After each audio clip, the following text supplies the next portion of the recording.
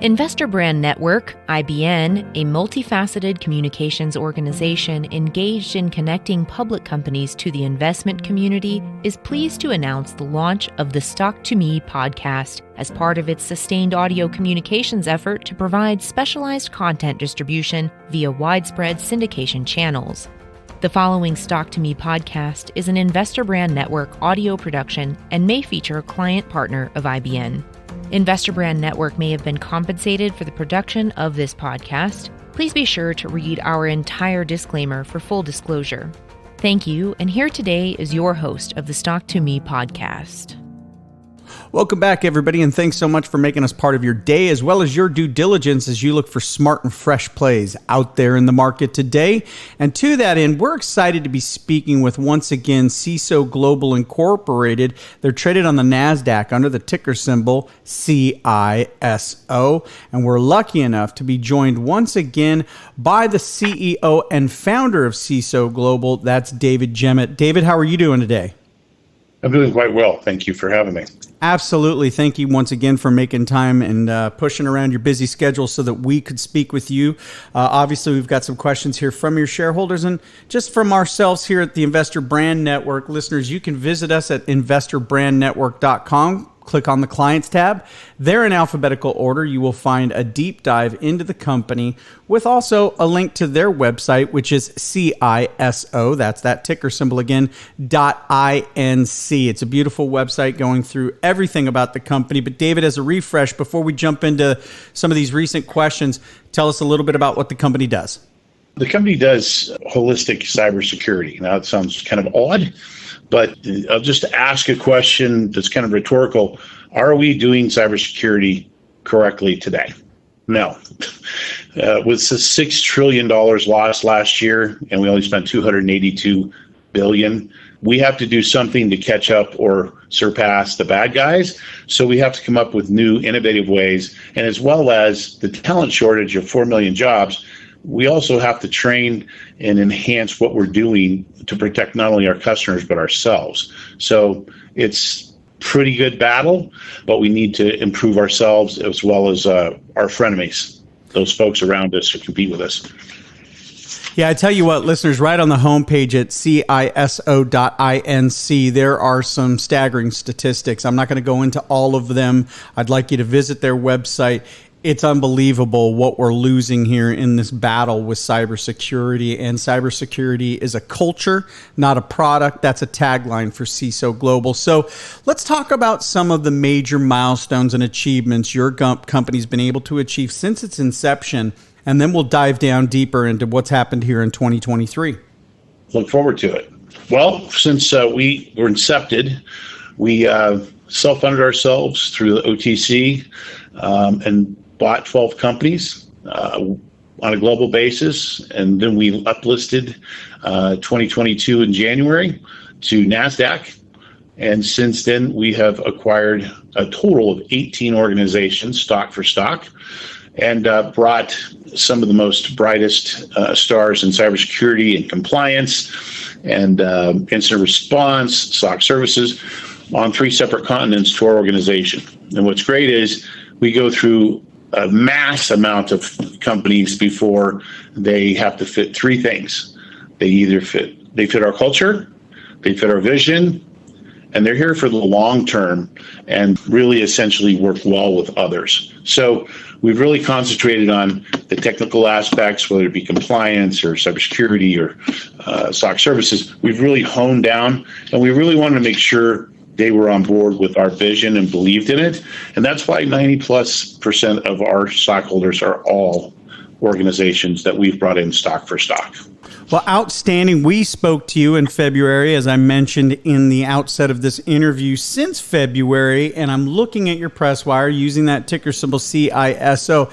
I can see there's been a lot that's gone on with your company, a lot of big news for your company. But as you see it, as the CEO and founder, what are some of the major milestones achieved so far here in 2023? Obviously, we've pivoted to do some organic growth. We've really concentrated on our organic growth and have grown, as you'll see this evening. We have surpassed what the analysts have stated we do on a top line.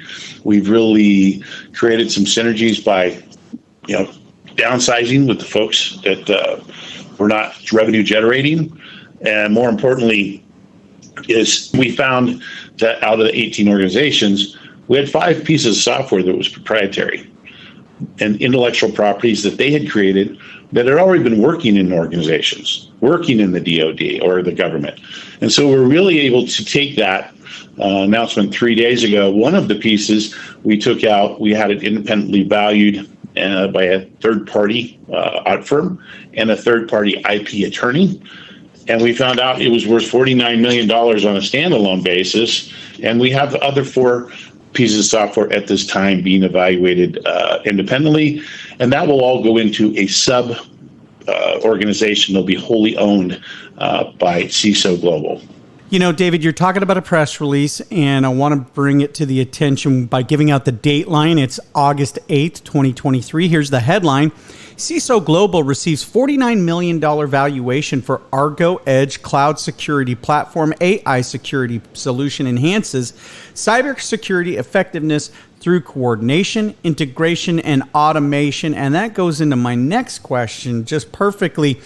David, how do you ensure your organization's services comply with industry standards and regulations concerning cybersecurity? I ask that question because it feels like the rule book is being written and rewritten as time goes on. So how do you ensure that you comply with these industry standards and regulations? Well, if you look at NIST or Cyber Framework, a lot of them are similar, but we try to take the highest standards so that it covers all of them. And yes, it is being rewritten. Compliance, CMMC didn't quite get off the ground. It's still being written. So there is a lot of ambiguity in some of the rules and regulations. What we try to do is take the top breed and make sure that we're not only with the standards, but above the standards, not only for ourselves, but our clients, because they depend on us to keep them safe. So we bring them along. And I apologize, I don't usually call them clients. They are our partners because we're there to help them on their cyber journey. Well, that's a great way to look at things, and I think that would be music to the ears of your partners, aka clients. So as the CEO, how do you encourage diversity and inclusivity within your organization's workforce? This is a topic that we're asking a lot of companies these days because it's become part and parcel to the conversation of corporate America. So again, diversity, inclusivity, I'm sure it's something big on your priority list.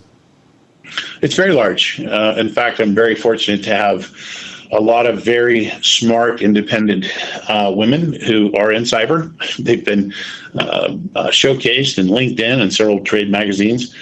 It's not just them, it's everyone in our organization. It's the right person for the job. But importantly, there's not enough jobs. So we're looking for anyone that has that capability. And more importantly, we're helping to train that mindset and skill set within the cyber framework. So I just happen to be very lucky to have that diversity in my organization because it just worked out that way. So it's really, you have to remember there's 4 million job openings. There's a lot of work that need to be done. It's going to 12 million Forrester and Gartner states by 2025. So there's a lot more room to grow.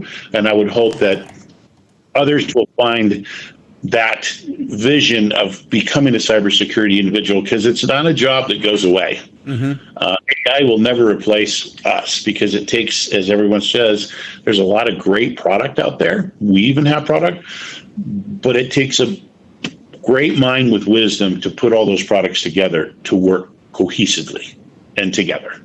And same with people.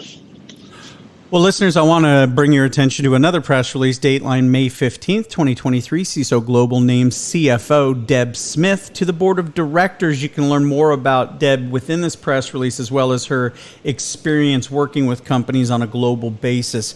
So let's move on then to back to the industry talk, if you will. What are some of the recent developments in the cybersecurity and compliance services space that that have caught your attention, David?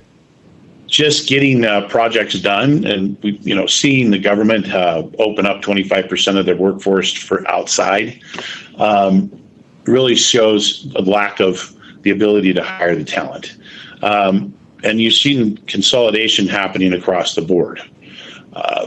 it's getting faster and more furious in that aspect, because the good example is Microsoft thought they bought Mandiant for $3.7 billion, and the next Tuesday, Google bought them for $5.2. They both, Amazon, Microsoft, all of them have open recs for thousands of job openings in cyber. There just isn't the talent out there. And it's even getting worse. What's fascinating to me is the bad actors. $6 trillion is third largest GDP, more than most countries make. Mm-hmm. So what apples me is they have the money, the time to recreate or even create more and more sophisticated ransomware, any type of Trojan. They have the ability and means, and they're getting paid for it. So they are extremely smart. Not all of them, but a lot of them on the top and are, opposites on the dark web. They wouldn't be there and have that much money or success if they weren't continuing to evolve. We need to continue to evolve, but I can only have my coworkers at 8, 9 hours, 10 hours a day. So it's tough to keep up with them, and they're collaborating across the board, and they're taking advantage of companies, their intellectual property, and ultimately stealing their money. So it's even gotten worse, and that's baffling to me. It's how fast it's growing. Well, let's also now talk a little bit about looking ahead at your strategic goals for CISO Global in the next 5 years. So even wrapping up this year, 2023 and beyond, what do you see as some of the areas you'd like to see your company advance in? We're constantly advancing, constantly evolving. So we try, as a company as a whole, to try to keep up with what's going on. Obviously, our incident response or hackers try to keep a pulse on what's happening. But our goal is to keep continually to organically grow, and as well as build out a base across the world. Since we're on 3 continents today, we would like to see at least one more continent this year. And then, that cybersecurity is just not a U.S. issue. It's a worldwide issue. And so bringing that, continuity to the whole world to help support us makes it a little easier than just having a piece of it in the U.S. and combating those across the waters or even internally. Well, listeners, once again, we're speaking with David Jemmett. He is the CEO and founder of CISO Global, ticker symbol again on the Nasdaq, CISO, website CISO.inc,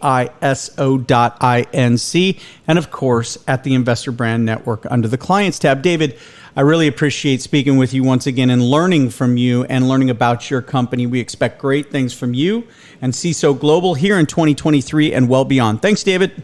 Hey, thank you. And thank you for having me. It's always a pleasure. Absolutely. For David Jemmett, this is Stuart Smith saying thanks so much for listening. The following Stock2Me podcast was an Investor Brand Network audio production. IBN is a financial news and publishing company delivering a new generation of corporate communication solutions, including news aggregation and syndication, social communication, and enhanced news release services. Investor Brand Network may receive payments for corporate communications relations, as well as various press releases and social media solutions provided to its clients. IBN holds no shares of any company named on the IBN sites, brands, and/or podcasts. To be clear, all officers, directors, and independent contractors of Investor Brand Network hold 0 positions in and do not trade or intend to trade the securities for their own accounts. This interview is not an offer or recommendation to buy or sell securities. Information in this broadcast is presented solely for informative purposes and is not intended to be or should it be construed as investment advice. As in all investments, investment in the featured company carries an investment risk. Listeners should review the company thoroughly with the registered investment advisor or registered stockbroker. This podcast audio interview by Investor Brand Network is not intended to be a complete study of the featured company or other companies mentioned. Information used and statements of fact have been obtained from featured company and other sources, but not verified nor guaranteed by Investor Brand Network as to completeness and accuracy. Such information is subject to change without notice. Please see our full disclaimers and disclosures at investorbrandnetwork.com.